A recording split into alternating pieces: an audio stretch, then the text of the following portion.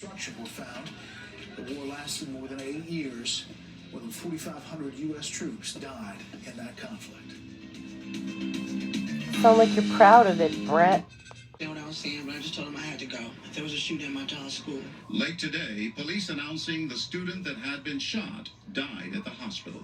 Officers praising the school's response. Having our school resource officers there, I think, made a big difference into how quickly we were able to respond and know what was going on. Tonight, David, the superintendent for schools here saying we prepare for incidents like this all the time, but it's impossible to prepare for the emotion. We are heartbroken. David? All right, John Quinones in Texas. Thank you, John. Now to yet another powerful storm that will move right across this country this week. A new atmospheric river striking the west yet again. Heavy rain, several feet of snow. Force. For decades, we've had an imbalance in our city's budget with hundreds of millions of dollars going to SFPD to have them do work they are not qualified to do. And then San Francisco announced it was going to cut $120 million from the police budget. And wouldn't you know it, crime went up. San Francisco is a disaster now. It's gotten so bad even CNN's been shamed into covering the crime there. And guess what happened? Their reporter got robbed in broad daylight. Look at that. Crime's become such an issue that Hillary Ronen, every liberal's favorite liberal, has decided, well, actually, we all do need cops after all. I feel betrayed by the department. I feel betrayed by the mayor. I feel betrayed by the priorities of the city. It is not this Board of Supervisors' priorities. We want our residents safe. We don't want our residents getting shot, getting assaulted, getting killed, because in the mission, Chief, it's not theft. In the mission, people are getting shot and killed. In the mission, people are getting beat up. In the mission, people are dying. And yet I have begged for officers and gotten nothing. No, you didn't. You begged they went away. Now, how does that old saying go? Everyone's a liberal till they get mugged. Do you realize how bad San Francisco's gotten for this lady to demand? Is that a saying? I mean, once you lose Berkeley, you've lost the Democrat Party. The only glass being shattered in San Fran now is some poor CNN guy's windshield. Let's bring in independent reporter and Substack author Leighton Woodhouse. Is lining the pockets of the cartels. It's a very lucrative business for the criminal organizations in Mexico who profit off of these individuals, where they're charging anywhere from $35,000 and up. It's also creating a language barrier, making it harder for agents in the field to determine exactly who these folks are. And these are just the ones, Jesse, that we know of. The migrants that the officials worry the most about are those known gotaways, particularly if they are of Chinese origin, because we don't know exactly who they are, where they're from, or what their intentions are once they're inside our country. Jesse? Thanks so much, Griff. I guess the Border Patrol now has to learn Mandarin. Coming up, Johnny, he better have been sober at the St. Patrick's Day parade. Who is your favorite Irishman? Irishman, my grandmother. She's a man? No, she's a woman.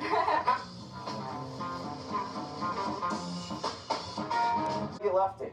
I'm ambidextrous with my tag off. Did I just mispronounce ambidextrous? And Nancy. Ambidextrous. I can go both ways. That's all for tonight. DVR the show and get your brackets in. Get your picks in. All right? Tucker Carlson's up next, and always remember, I'll do a lefty for you. I'm Waters. This is my world. Appropriate time. We'd like to make sure that this bilateral relationship is serving not only the best interests of the American people, but also the world. I don't recall that President Trump ever had trouble getting China on the phone or any of his cabinet. Do you? Right here.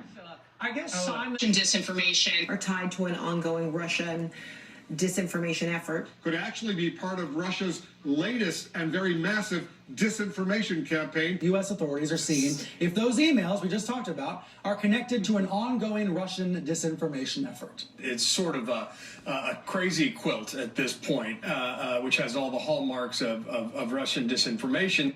Oh, a crazy quilt with all the hallmarks. Sounds like something Don Lemon wears on spring break. Of course, that disinfo claim was ridiculous to begin with. These are different wars. I didn't support that war either.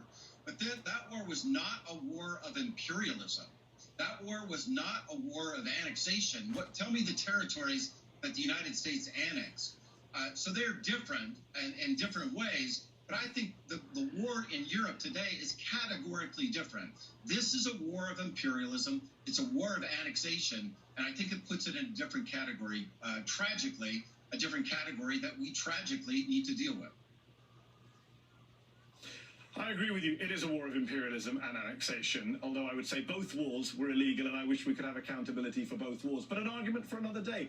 Michael McFaul, thank you for your time, as ever, which the UN Secretary-General at the time called an illegal invasion. My colleague Richard Engel returned to Baghdad 2 decades after he covered the US's initial shock and awe campaign. This was once one of Saddam Hussein's pleasure palaces, where he would hold birthday parties and events for his sons and daughters. Iraqis were terrified of this place. They weren't allowed in, of course. And now Iraqis hope that this will become the center of nightlife for the new Iraq. Saddam would be rolling in his grave if he could see his palace now. How have things changed? A lot of things changed. People here used to live in war. No, come to Iraq and see the life in Iraq. A cultural revolution is underway here. Noor Daoud is one of Iraq's karate champions, empowering a new generation of girls. I wanted to deliver a message to our community, to our society, that girls can do whatever they want. It's been a long, hard road to get here, with tragic, fatal mistakes. American troops invaded to find weapons of mass destruction that never existed. They stayed for the next 8 years to stop a civil war triggered by the invasion. Around 4,600 Americans died here, along with several 100,000 Iraqis. A long road indeed, filled with mistakes, crimes, deaths, and almost zero accountability for the architects of that war here at home.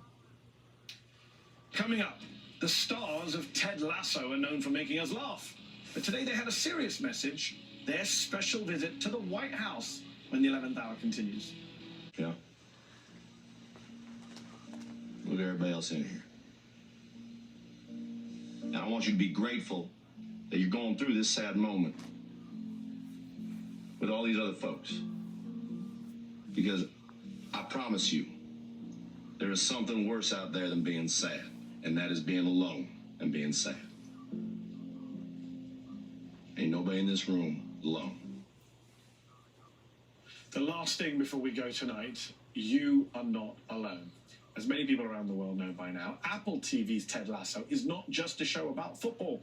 While Ted and the gang make us laugh, they also remind us of our shared humanity, the importance of taking care of each other and protecting our mental health.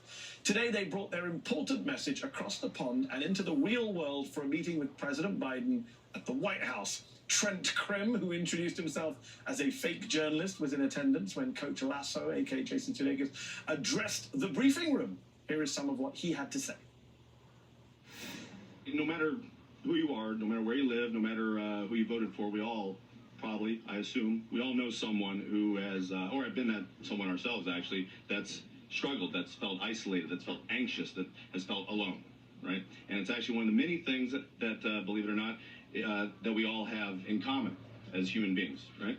And so that means that it's something that we can all, and should talk about with one another when we're feeling that way, or when we recognize that in someone feeling that way. So please, we encourage everyone, and this big theme of the show is like to check in with your neighbor, your coworker, your friends, your family, and ask how they're doing, and listen sincerely. You all ask questions for a living, but you also listen for a living. So who am I preaching to? The choir, that is. Okay. And look, and while it's easier said than done, we also have to know that we shouldn't be afraid to ask for help ourselves. And that does take a lot, especially when it's something that has such a negative stigma to it, such as mental health. And it doesn't need to be that way. And if you can ask for that help from a professional, fantastic. If it needs to be a loved one, equally as good in a lot of ways. Because sometimes it's just let that pressure valve release. The president is working on, and his own team, although his team is real, our team is make-believe. I don't know that. Despite what the people at FIFA and EA will tell you, we are actually a make-believe team. But, they're working very hard to make sure that that option is available to as many Americans as possible. Now, look, I know in this town, a lot of folks don't always agree, right? And don't always feel heard, seen, listened to. Yes, but I truly believe that we should all do our best to help take care of each other. That's my own personal belief. I think that's something that everybody up here on stage believes in. That's things we talk about in the writers' room, and we talk about in the editing room, and everything in between. And just like, we just want to emulate, these make-believe folks that we all play at AFC Richmond and the way they take care of one another. That is the wish fulfillment of the show. Aside from me playing coach and these guys being professional footballers, it's like, that's a big part of the show. Some wise words from Coach Lasso to take us off the air tonight.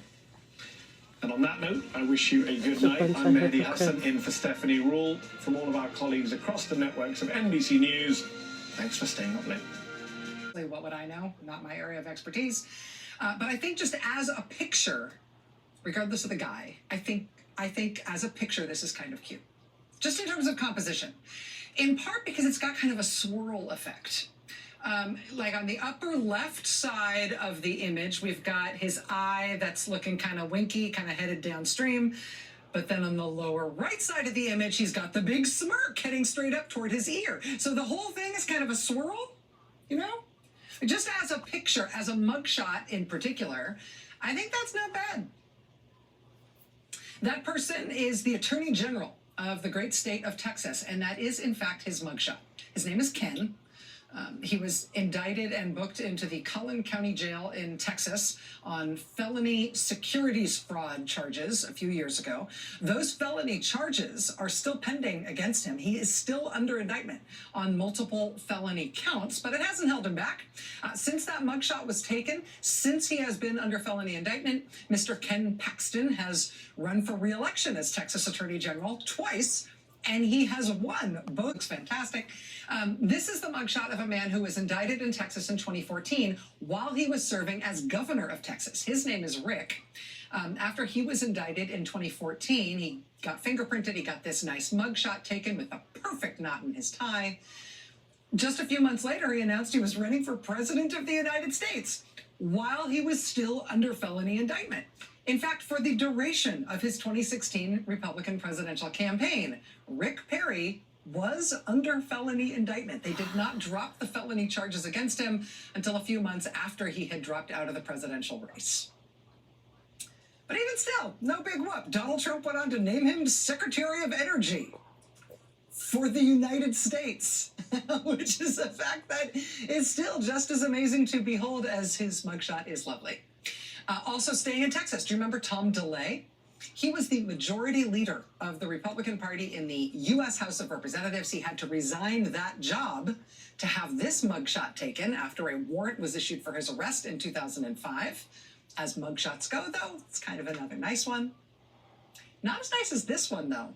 This is former Democratic vice presidential nominee and Democratic Senator John Edwards. That's his mugshot from 2011. Looking good, John Edwards.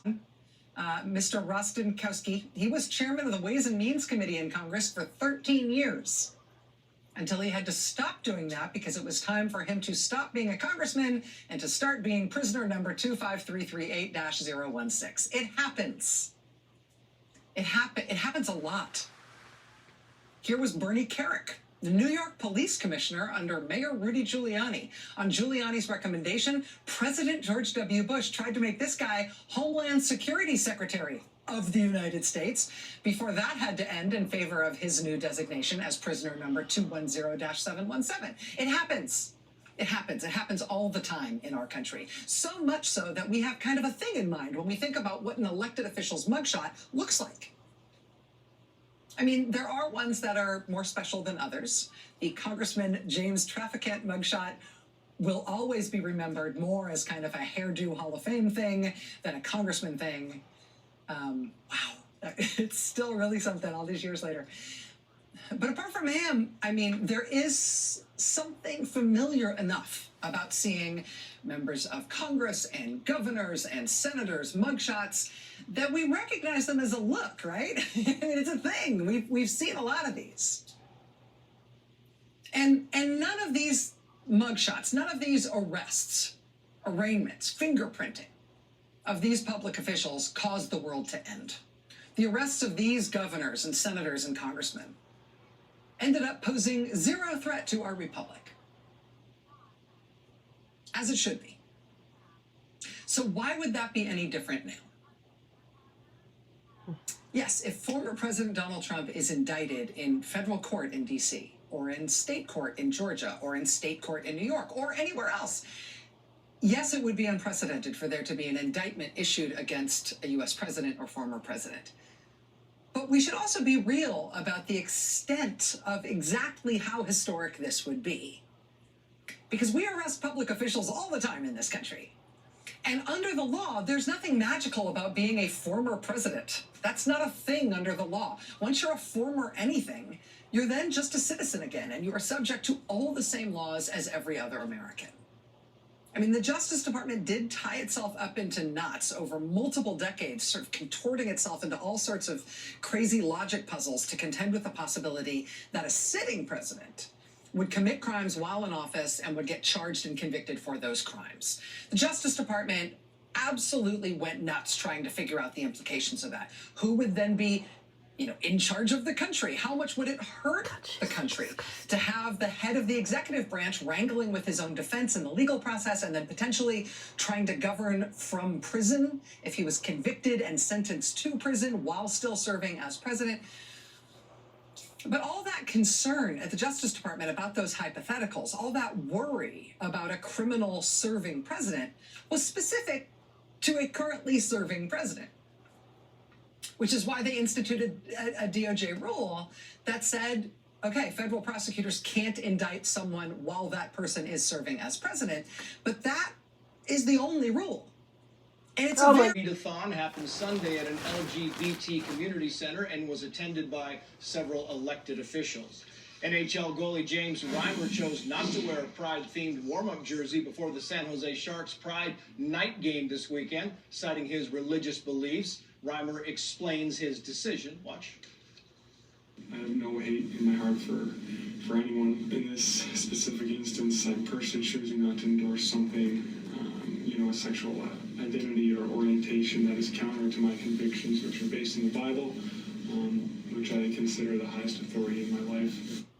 Reimer is the second NHL player to decline to wear a Pride jersey this year, and both the Minnesota Wild and New York Rangers backed out of plans to wear Pride jerseys this season. And lawmakers in Kentucky have passed a measure to ban transgender surgeries and hormone therapy for minors. Democratic Governor Andy Beshear is expected to veto the bill, but the Republican supermajority would have the ability to override a veto. The ACLU of Kentucky said it stands ready to challenge the measure in court if, in fact, it becomes law. Well, when we showed you the video of Stanford law students heckling and insulting a federal judge, your comments were plentiful. But up next, a very well-known Republican says this kind of stuff happens all over the country, all the time. Former Wisconsin Governor Scott Walker is live with us on set next. Criticized in the media for getting angry at the protesters. It's true, I called them appalling idiots, bullies, and hypocrites. They are, and I won't apologize for saying so. Sometimes anger is the proper response to vicious behaviors. And what happens is the students want their free speech, right? But they also want to control the speech of others, which is not the way the game is played. Well, not at all. I mean, that's exactly right. The Constitution spells out it is a guaranteed right for free speech, and free speech doesn't mean you get to speak, but I don't. Sadly, woke is just a polite way for covering up for a bunch of idiots, as the judge talked about. They could have protested on the way in, they could have protested on the way out, they should have said whatever they wanted to say, but when you stop someone, whether it's a judge, a fellow student, an educator, or anywhere else, which sadly we deal with all the time at Young Americans Foundation, that is a violation of free speech. And of all places, it should be revered on a college campus, yet today that's where it's smoked. Along with other chaos, despite a midnight curfew and heavy police presence, the Miami Beach mayor is over it. Look. We don't want spring break. We don't ask for it. We endure it. Spring break is a different kind of vacationer. Tens of thousands of young, rambunctious partygoers who just want to have a rite of passage. Just doesn't work for our city. In Los Angeles, a thief in a stolen truck led police on a brief chase before he took a turn too fast and jackknifed in the intersection. His solution? Escape by skateboard. His fight was short-lived as an officer took him down from the side. The suspect now faces several charges. In Nashville, vandals apparently tried to hide their work by spray painting a security camera, but it still caught them tearing down a flag. The suspects are now accused of spray painting swastikas and hate messages on 5 different homes. You been drinking tonight, sir? I'm a captain of the police department. What police department? Oklahoma City. Please. Huh? Turn the camera off. I'm not turning my camera off. That Oklahoma police captain was pulled over on suspicion of drunk driving, and the responding officer refused to yield to his repeated pleas to turn off his body camera. The captain was arrested, as you might imagine, and put on administrative leave. President Biden signed a bipartisan bill today effectively vetoing D.C.'s progressive criminal code overhaul. The D.C. law was opposed in part by the city's Democratic mayor and police chief. And a New York Democratic lawmaker proposed a new state bill that would make all juvenile criminals eligible to apply for expungement of their records, no matter what crimes they committed. Huh.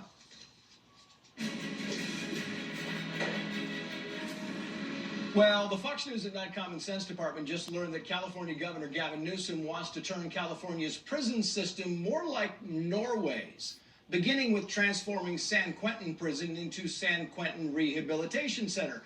Except for the 500 death row inmates currently at San Quentin, they'd be moved to other prisons. Apparently, they're bad rehab candidates. Newsom says he wants prisoners to be ready to go back into society, asking, quoting here, are the prisoners ready to reintegrate or are they bitter? I guess it's fine to put violent criminals back on the street, but violent criminals who are bitter? That's dangerous. By the way, this whole prison rehab thing is hardly new. California has been pouring hundreds of millions of dollars into prison rehab since 2012. And has it worked? No.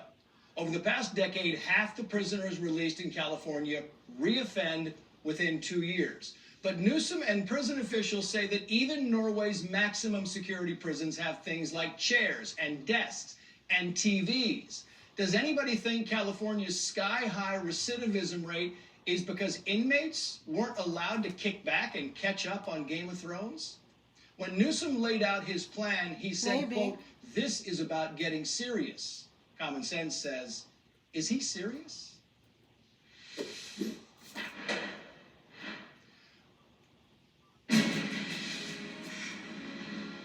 Well, Buster Murdaugh, the surviving son of convicted murderer Alex Murdaugh, is speaking out against rumors and speculation that he was somehow connected to the 2015 death of a former classmate near his family's South Carolina home. Public. Trace. Alexis, thank you. Still to come. Quick thinking on the part of this pilot when his plane's engine failed. And hope you don't need to use California's Route 70 anytime soon. It's $1,000 income, a home to be sold for $1 in San Francisco, that's pretty good. And any public housing be gifted as a free condominium. Your thoughts on this? Wow, wow, wow. If I learned anything in my time living in the San Francisco Bay Area, it's that virtue signaling is an Olympic sport. Yeah. And the San Francisco Board of Advisors, they're trying to take home that gold medal. I mean, they're peddling this narrative that they are so anti-racist, but really what they're doing is they're diverting the attention from the real issues that people in San Francisco are facing.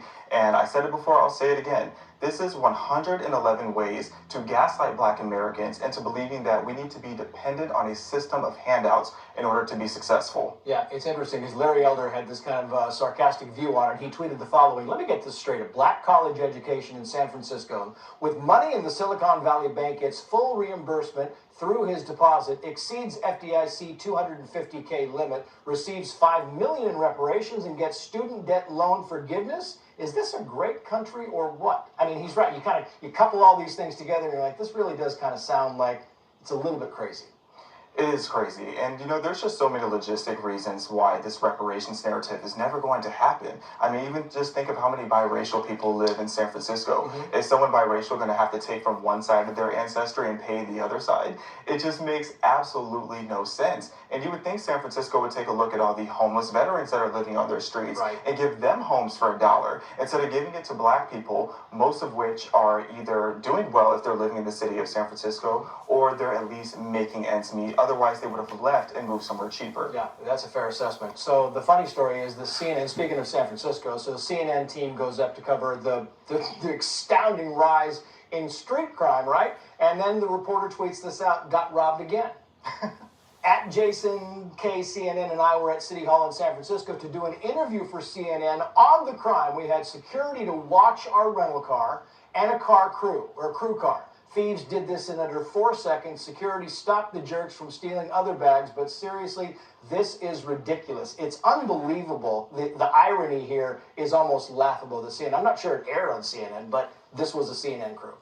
Yes, I hate to laugh, but I have to laugh at it because, she was also saying how the criminals in San Francisco are on a whole other level. Well, that's what happens when you put criminals on a pedestal. Right. Because let me remind you that San Francisco is the city that decriminalized theft up to $900. So you have videos now circulating online where criminals were taking $800 worth of merchandise. And not only were security guards and police officers not stopping them, but they were literally holding the door open for them so that they could leave. Yeah, it's crazy. You are working with PragerU Kids team. What does that involve, Xavier? Yes, so I'm really passionate about working with their kids department. When you look at the issues going on right now with critical race theory and with gender theory, miseducation is how we got to these problems. No. So now we need truth and real education to filter out and solve those problems. So at PragerUKids.com, we have all type of resources for parents as well as educational shows, books, magazines, and even game shows for kids to enjoy content to teach them about values, history, and not through a filtered woke lens. Yeah. Xavier Deruso, great to have you on. You sticking for the nightcap? Yes, I am. See you then. Coming up, when you eat out with someone, would you split the bill evenly, even if the meals didn't cost the same? I think you're going to be surprised at what our viewers said. There's still time to weigh in on Twitter and Instagram at Trace Gallagher. The Nightcap Crew is next. What you are doing, you are making a mockery of the federal man. It's been 7 months. You've not called on me. You've not messaging. I'm saying that's not right. That's not right. Welcome, guys. Welcome to the press briefing room. That's not right. This is not China. This is not Russia. This is the United States. This is the White House. It's been 7 months. I thank you, sir. It is been 7 months. You guys have not done anything for me. If you have grievances, you should bring them to her later. I have done that. I've done that. All my emails have been And the ignored. press corps is tired of dealing with this. I've done that. I understand that you get questioned all the time and you don't understand what it is to sit here for 8 months and being discriminated against. I understand that you're in the front row and you feel comfortable and you get questioned all the time. But there are people in the back who don't get any questions. Don't make assumptions about what the rest of us do. Mind your manners when you're in here. If you have a problem, you bring it up afterwards. What has just occurred this last 10, 15 minutes is unacceptable. It is unacceptable. So we're either going to continue the briefing or we can just end the briefing right here.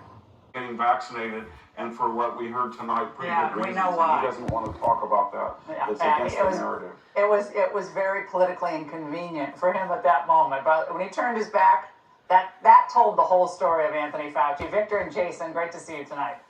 Now, there's a throwdown in the White House press room today, and a few stars, and the president goes Persian.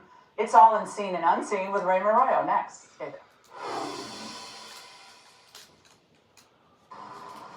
We planned well for retirement, but I wish we had more cash. You think those two have any idea that they can sell their life insurance policy for cash, so they're basically sitting on a gold mine? I don't think they have a clue. That's crazy. Well, not everyone knows Coventry's helped thousands of people sell their policies for cash, even term policies. I can't believe they're just sitting up there, sitting on all this cash. If you own a life insurance policy of $100,000 or more, you can sell all or part of it to Coventry, even a term policy, for cash or a combination of cash and coverage with no future premiums. Someone needs to tell them that they're sitting on a gold mine and you have no idea. Hey guys, you're sitting on a gold mine. Do you hear that? I don't hear anything anymore. Find out if you're sitting on a gold mine. Call Coventry Direct today at 800-798-6200 or visit CoventryDirect.com. Are diapers destroying your confidence? Men's Liberty can help. Our discreet external device is safe, sanitary, and keeps you dry 24 hours. day and night. Step into the spotlight and do more of what you love with Men's Liberty. It's been ordered over 5 million times by thousands of satisfied fans. Call now to get a free week supply with your first order. There's no obligation, just the opportunity to try the most revolutionary solution to incontinence ever made. Unlike diapers, Men's Liberty is a long-term answer to dealing with incontinence. Make the choice to finally move forward with your life by calling Men's Liberty today. We'll answer all of your questions about how our completely unique device works and how Medicare can cover it. Dealing with expensive, uncomfortable diapers is no way to live. Men's Liberty lets you get back out there with more freedom and confidence to be you. Ready to find out more about our offer to get a free week supply? Then don't wait. Call Men's Liberty today. My name is Rich Bowser. It's time for Seen and Unseen, where we reveal the stories behind the headlines. For that, we turn to Fox News contributor Raymond Arroyo. He's the author of The Unexpected Light of Thomas Alva Edison. Bookstores tomorrow. All right, Ray. There was a skirmish at the White House today just as Ted Lasso, the cast, showed up for a visit? Yeah, look, Laura, it all started when an African reporter claimed he's been ignored by the press secretary.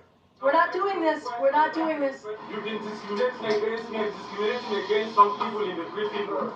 And I'm saying that this is the US, this is not China, this is not Russia. It's been 7 months. You've not called on me. You've not my messages. I'm saying that that's not right. That's not right. Welcome, guys. Welcome. Welcome to the press briefing room. Undeterred. Undeterred. Laura. Yeah, Karine Jean-Pierre. She brought on Jason Sudeikis and the Ted Lasso crew to talk about what else? Mental health. It is sincerely an honor to visit the White House and to have the opportunity to speak to the President and to the First Lady about the importance of mental health. No matter who you are, no matter where you live, no matter who you voted for, we all probably, I assume, we all know someone who has, or have been that someone ourselves actually, that's struggled, that's felt isolated, that's felt anxious. We encourage everyone, and it's a big theme of the show, is like to check in with your neighbor, your coworker, your friends, your family, and ask how they're doing. And we should all do our best to help take care of each other. That's my own personal belief. Then the moment Ted Lasso and company left the stage, Laura, KJP made sure they were gone. And then she did her best to put those words into action. She really cared for that African reporter who asked for help. This is the White House press briefing room, a historic room, a room that should have decorum, a room where folks should respect their colleagues and respect the guests that are here. What has just occurred this last 10, 15 minutes is unacceptable. It is unacceptable. So we're either going to continue the briefing or we can just end the briefing right here. I guess Simon Ateba, his mental health doesn't matter at all. Just excoriate him publicly and shame him in front of the entire press corps. That's a good strategy. The decorum of the White House? Is she kidding me? I mean, does anyone remember how press people were screamed at who worked for Donald Trump? I mean, and Donald Trump himself screamed at by Acosta and others. I mean, give me a break. Nice try hiding behind a bunch of actors in the briefing room. Why would you? I mean, actors to speak out on mental health. I mean, mental health is an issue. It's a real issue. We don't need actors telling us it's a real issue. Everybody knows it's a real issue. Well, I'm waiting for Kevin Costner to talk to Biden about beef sales and maybe a little what's his name? Who's the karate kid? He can come in and teach them about self-defense and policing. This is crazy. I mean, I'm sorry. Earlier today, Laura, the president celebrated Persian New Year at the White House and revealed another hidden bit of his past. Folks, you know, the Persian culture is amazing. As a student of the Persian culture, not a practitioner, but a student, it's incredible where the world is, where the world wouldn't have been without the culture. Yeah, well, Laura, I'm sure he was studying the writings of Zoroaster at night in Scranton. Now, give me a break. Now he's a student of Persian culture. Watching a rerun of Sinbad is not a student of Persian culture, Mr. President. Commenting on various beautiful silken rugs is also not a... expert on the Persian culture. I mean, but you know what's so insidious about this, Laura? He gave lip service to the girls and women being persecuted in that country, Yes. but then he allows Xi to make a deal between Saudi Arabia, as you mentioned at the top of the show, between Saudi Arabia and Iran, strengthening the mullahs and weakening the position of those women and the Persians who are the civil society in Iran. He's not helping them at all. Ray, Biden vetoed his first bill today via video. Now, the bill would have prevented his administration from making investments based on the woke ESG considerations. And by the way, we didn't edit this. I just signed this veto because legislation passed by the Congress would put at risk the retirement savings of individuals across the country. They couldn't take into consideration investments that wouldn't be impacted by climate, impacted by overpaying executives, and that's why I decided to veto it. Laura, somebody should have vetoed that recording. I mean, 150 million separate people are impacted by these retirement investments, which used to be based on the return on those investments. Now, Biden has added all these social qualifications. This is ruinous, and it was the entire Congress, Democrat and Republican, who passed this bill, not just Republicans. Raymond, in that outfit tonight, you look like you're about to do a slam poetry reading in Greenwich Village. I very well may. Look at this. What is this, like a Jim Neighbors look? You're like disappearing into the black vision. I'm just teasing you, Raymond. And by the way, congrats on the Edison book tour. All the details are on RaymondArroyo.com, and we will see you to talk about it more on Wednesday. It's a deal. All okay, right, Ray. I'll wear a tie. Okay, a goalie for the San Jose Sharks refused to wear a rainbow jersey ahead of this past Saturday night's game. Well, for the sin of respecting his own Christian faith, he was dumped on by the organization and all of the sports media. In moments, former NHL star and one-time Shark himself, Jeremy Roenick, will respond. Stay there. Striking lines. Impeccable details. Genesis. Proof that transformation begins from the inside out. During the Genesis Signature event, lease the 2023 Genesis G70 for $459 per month exclusively at your Tri-State Genesis retailer. Christians need not apply. That's the message being sent, not just by the military these days, but businesses, colleges, also the professional sports world. Now, over the weekend, San Jose Sharks goalie James Reimer refused to wear a pride jersey during the team's warm-ups. Here he is explaining why. For all 13 years of my NHL career, I've been a Christian, not just in title, but in how I choose to live my life daily. In this specific instance, I'm personally choosing not to endorse something, a sexual identity or orientation that is counter to my convictions, which are based in the Bible, which I consider the highest authority in my life. Well, that didn't sit too well with the sports media. David Zirin at The Nation wrote, using Christianity as an excuse for bigotry is a canard for right-wing political extremism. Joining me now is former NHL star Jeremy Roenick.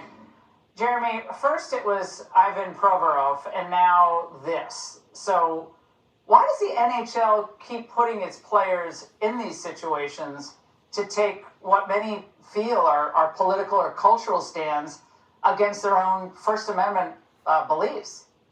Well, that's the question that I've asked myself and a lot of friends of mine is why do they keep doing this? They saw what kind of backlash Provorov got in Philadelphia. And what I think San Jose did a little bit wrong on their part is they left one of their own players out to dry.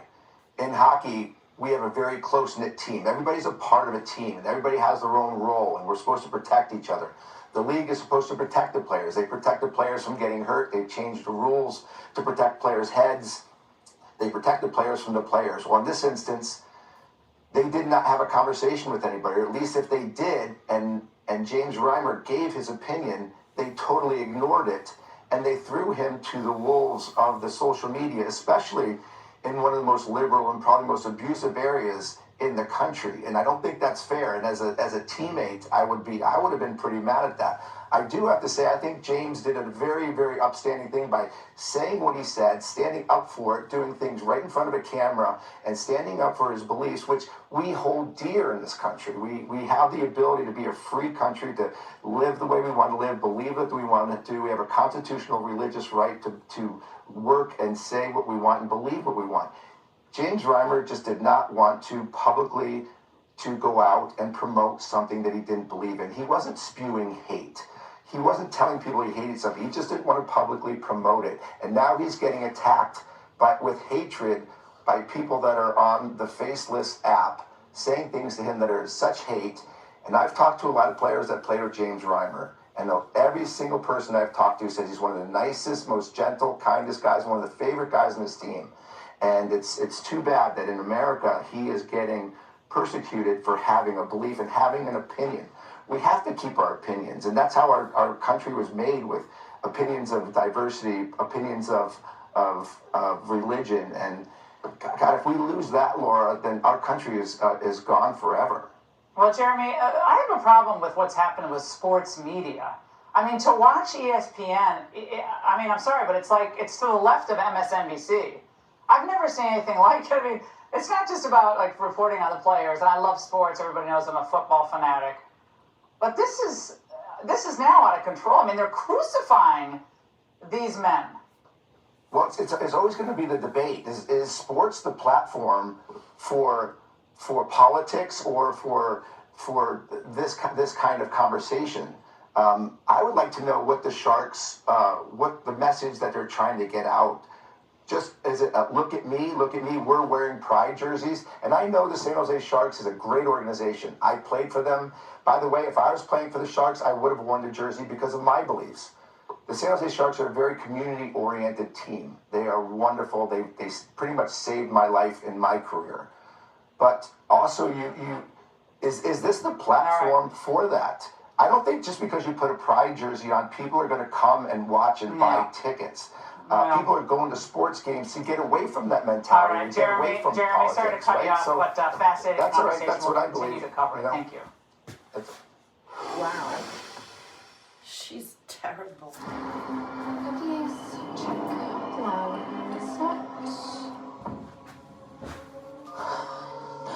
Ma'am, are you in danger?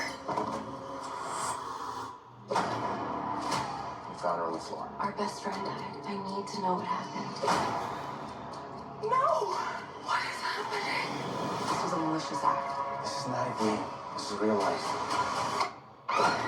Murder for Sale, streaming now, only on Fox. Brings you music's biggest winners of the year. And it all happens live. With the 2023 iHeartRadio Icon Award recipient named Coldplay, Kelly Clarkson, Keith Urban, Pat Benatar, and Neil Giraldo, Money Long, Cody Johnson. Plus, Innovator Award winner Taylor Swift. Thank you, iHeartRadio. I love you guys. The iHeartRadio Music Awards, Monday, March 27th. Our apologies to Jeremy Roenick. We had a heartbreak. We had to cut him off. A great conversation. We'll have him back. But to cheer you up, here's Jill Stunning, like Kamala. Like seeds breaking through the earth, our hopes reach towards each shining sunrise. Oh my goodness. Maya Angelou, back at the... That's it for us tonight. Gutfeld next.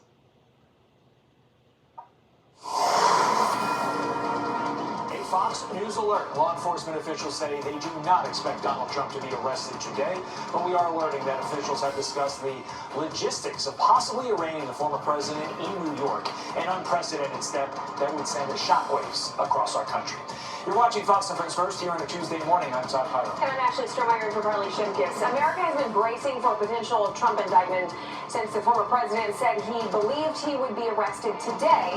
The case is being ripped as nothing more than a political prosecution, and Republicans want New York District Attorney Alvin Bragg to answer questions immediately. I sent this letter to Mr. Bragg saying, we want to talk to you. We want to know what's going on here. We want to see the communications that have taken place between the Federal Justice Department and your district attorney's office there in Manhattan. Remember, the Justice Department didn't bring this case. They weren't going to do it. No one was going to do this until Mr. Bragg came along. That, to me, is a real concern here. Brooke Singman has more exclusive exclusive reporting on this story. Brooke, take it away. I think we're making a big mistake. I hope it's not one that results in something much worse. We have a real problem with the number of people that are coming and the guns that are coming. Miami Beach officials releasing this chilling surveillance tape of a gunman spraying a sidewalk with bullets before shooting a man execution style. Just terrific. Just 2 days after another gunman opened fire on a crowd of spring breakers, leaving one dead and another in critical condition. City leaders are blaming the bloody weekend on wild vacationers tearing up Miami Beach. Seen here jumping on a police cruiser. And the video shows just how bad the drug crisis is getting in San Francisco. And we want to warn some viewers this may be hard to watch. Now, you can see paramedics loading another body into an emergency vehicle during their third drug overdose call of the morning. Tom Wolf is a former homeless addict turned activist and the founder of Pacific Alliance for Prevention and Recovery. Tom, thanks for being with us, but seeing that on the screen is horrifying. Have you seen anything like this yourself in your town? Well, not to the degree that we're seeing it right now. So, last year we had 647 overdose deaths in San Francisco, but over the last 2 months alone, we've had 131 overdose deaths here in San Francisco, and it's all being driven by these new derivatives of fentanyl that are out here on the street. You have a new drug called Tranq. You have another drug called ISO, and now you have something called Clean, which is just a really high potency version of fentanyl. And, where these bodies are being pulled out of, if you walk one block in any direction from that apartment building, there's a dozen drug dealers waiting there to sell you those drugs. Yeah, they obviously don't care if you live or die because people are dying. As you said, this year, there have already been 131 accidental drug overdoses in San Francisco. So how worried are you, Tom, that if somebody doesn't step in and do something, that those numbers could double, maybe even triple, God forbid? Yeah, I'm extremely worried. I mean, we should all be raising the alarm with what's happening here in San Francisco. Unfortunately for San Francisco, we've become the epicenter of the overdose crisis in the United States. We have the highest overdose death rate per capita of any county in the United States right now. And if we don't step in and intervene, and what I mean by intervene is we need to actually come in and take these organized drug dealers down, because they are cartel-fueled organized drug dealers that are operating on our streets. And we have about 500 of them right now operating in San Francisco in broad daylight, right on the street, for everyone to see, and we just don't have enough resources to stop them. So does the city know this is happening? Surely they do. Oh, of course they know. Everybody knows. Anything? Everybody knows. Well, we're down 500 police officers in our city. We took $28 million of funding away from the police 2 years ago. Nobody wants to come to the city to become a cop. People are retiring and leaving from the police force. So, yeah, we're really under the gun. We just don't have the resources to combat this cartel-fueled organized drug dealing that's really killing our city right now. So you said someone needs to raise the alarm. Does that mean no one is saying anything from the city standpoint or the state? Well, they are saying something about it, but they're saying it and framing it more in that, well, this is just a public health crisis. It's not a criminal justice issue, when the reality is that it is both of those things. And so when you're ignoring one piece of the solution, you're not, you've heard that term, half measures avail us nothing. That's basically what San Francisco is stuck in. They're stuck in doing these half measures. So guess what?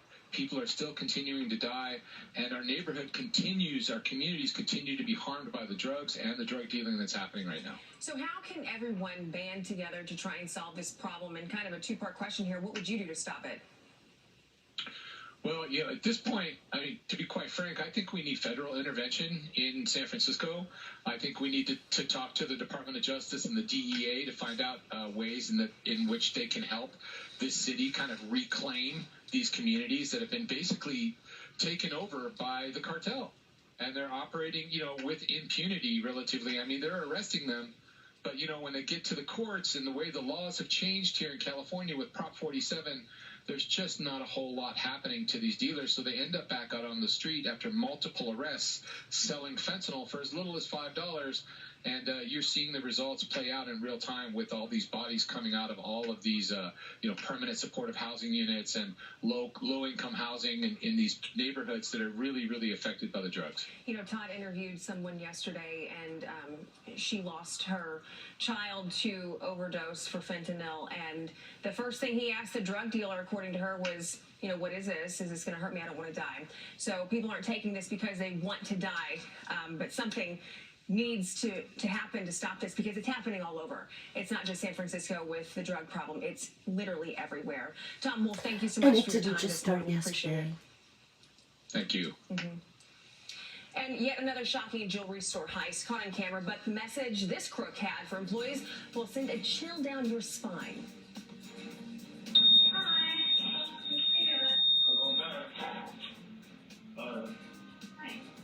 I'm not sure if you know me, but give me every ring out there. What? Open it up. Every up, I'm gonna kill you. Wow. Imagine hearing that while you're trying to get through your workday. This isn't the only story he's terrorizing. Details on this next. Is tax season stressing you out? Making an emergency landing on a Long Island beach Friday when his plane's engine failed. Now you can see the single-engine plane come to a rough landing on shore before crashing into the water. Assemblyman Clyde Vanille says he was not hurt in that crash. There was another passenger on board, but there has been no word on their condition. Of course, the FAA is investigating that incident.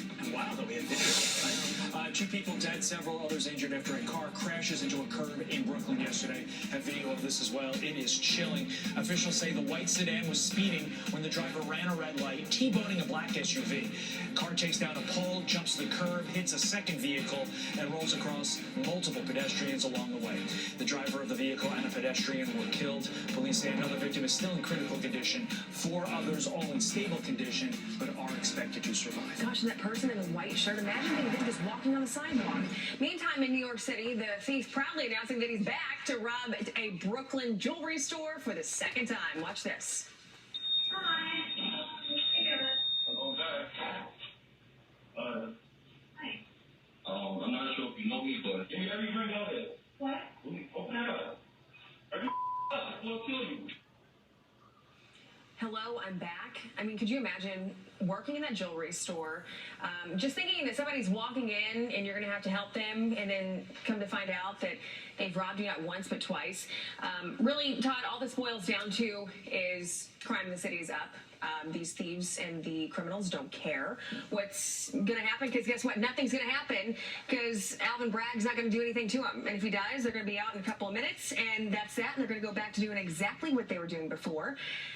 But really, did you see the city is trying to get people back to, I guess, enjoying the city post-pandemic, saying, I heart NYC. They're hoping that's going to bring the livelihood back to it. But when you've got stuff like this happening, I'm sorry, but throwing a bunch of hearts on a billboard's not going to help anything. Oh, I feel great now. We've got some hearts on a billboard. But to your point, how can we live in a civilized society when criminals feel as emboldened as that guy does? I mean, literally, look at the arrogance, the casual arrogance. Hey, guys, I'm here to rob you. This isn't how robberies look in the movies. And there's a reason we categorize them that way in the movies back in the day, is because it was supposed to be like quick, and it was supposed to be brazen, and it was supposed to be striking fear. This guy just, I've no consequences. I'm going to waltz in here and you're going to give me your stuff, because I know that even if I am caught, I'm going to be out on the street.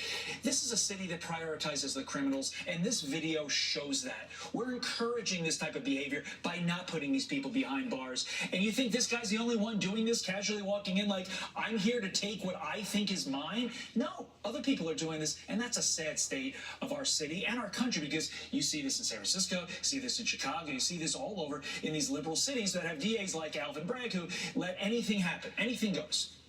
With that, speaking of anything goes, people went to D.C. Those people are Fauci and the mayor of D.C., Muriel Bowser.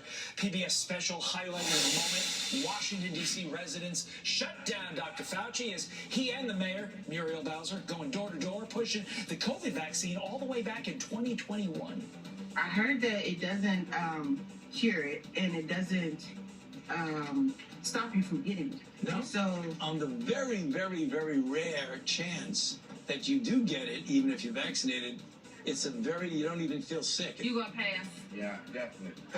Because when you start talking about paying people to get vaccinated, when you start talking about incentivizing things to get people vaccinated, there's something else going on with that. Y'all campaign is about fear. It's about inciting fear in people. You all attack people with fear. Such a microcosm of the way a majority of the American people feel. That man was speaking for the nation, yet those in the liberal elite bubble don't seem to understand that. They still can't understand that. And you heard what Fauci said there, like, oh, I guarantee if you take this, and you have a very, very small chance of getting it, but if you did get it, you wouldn't have any consequences. That has obviously been proven 100% incorrect. My last point on this, why are they releasing this? That's what I was going to say, because it doesn't make sense if they're trying to be like, oh, look, we tried to inform people and they really grasped what we were saying. This guy was, I mean, talking down to them. They were walking off. Right. And they were just like, we're not going to listen to this anymore. And he kept going and going and going. But that's how a lot of Americans feel. I mean, it was pretty much split 50-50 if you look at the numbers. But for Fauci to say in the rare event this could happen, I know plenty of people that have been hurt from the vaccine. So it's not so rare if, we can count on both hands people that have been affected by it. Are Fauci and Bowser that arrogant that they think this makes them look good? Yes, they are. Look, we were telling the people what they needed to know. No, this makes you look absolutely horrible. You got schooled by a guy who I guarantee never led the NIH, had in 40 years in public health. Yet you were schooled by this guy in front of everybody, and you think this makes you look good? That's what I don't understand, yeah. Another head scratcher. A Georgia Democrat facing backlash for saying she's concerned about letting parents without a high school diploma have a say in their kids' education. Democrat lawmaker Lydia Glaze, interesting name, making the comment in a meeting on the Georgia Promise Scholarship Act, which would expand school choice in the Peach State. Listen to this. I see access as a problem. I see parents being able to direct their child's education. A lot of those parents did not finish high school and could not finish their own education. I am extremely concerned that we would put money in their hands in that entire piece of life in the hands of parents who are not qualified to make those decisions. Glaze, who sent her kids to private schools in Georgia, went on to say that parents should pay for education if they want to be involved in curriculum. So that soundbite that you heard Ms. Glaze say, it's pretty simple. She thinks she is smarter than you, and because of that, you should not have a say in your child's education. That's it. Point blank. That's it. I mean, you said it in a nice way. I took it as more of she just thinks parents are stupid, and that you are not smart enough to make the decisions for yourself and for your child. Where I'm failing to understand is, since when can the government tell you what to do with your kid? Right. That's not what she was I guess saying. So. I guess I'm not a parent, but I guess that's how that works these days. I don't know. When I heard this, I was appalled. Could you imagine being someone? And how does she know? She was being honest, you dumb bitch. Didn't finish high school. I was looking up just out of curiosity. Walt Disney didn't finish high school. I mean, there's plenty of people who dropped out of college that do just fine. That doesn't make them less intelligent. That doesn't make them, rob jewelry stores. Shut the fuck up. Kids, what's right from wrong. But the biggest problem I have with all of this is you cannot sit here and tell someone you're right, I'm wrong, or I'm wrong, you're right, whatever it is, and think that people are gonna let you get away with that. Oh my god! I'm sure the pushback on this has been. What is this? Your revenge for something with the government there? Let me go back to this last slide for a moment. Glaze, who sent her kids to private school in Georgia, went on to say that parents should pay for education if they want to be involved in curriculum. So she's implying that taxpayers don't pay for their kids' education. If you're paying taxes, the majority of your tax dollar is going to education. So you are paying for your kids' education. But regardless, to your point, they're your kids. The government doesn't tell you how you raise your kids. You determine that. You are so out of touch. Anymore, I think they just think they own you and your kids, and they're proving that. Stupid. That's why it's important that people stand up. The Because first if time you don't, We've seen over the last 5 years that the government likes control, and when you give them Oh my more God, that's control, not what they're it going to take more was. control. Oh, So you're what so happens to say? stupid. Speaking of taking control, China and Russia strengthening their alliance with Xi Jinping. They got the real one here now. No, I need fake teeth and and injected with a lot more chutzpah to pull that off. So, Okay. Joe Concha is ready to respond. Plus, Tommy Lahren, Kirk Cameron, and Doug Collins are still ahead for a very busy 5 o'clock hour of Fox and Friends First.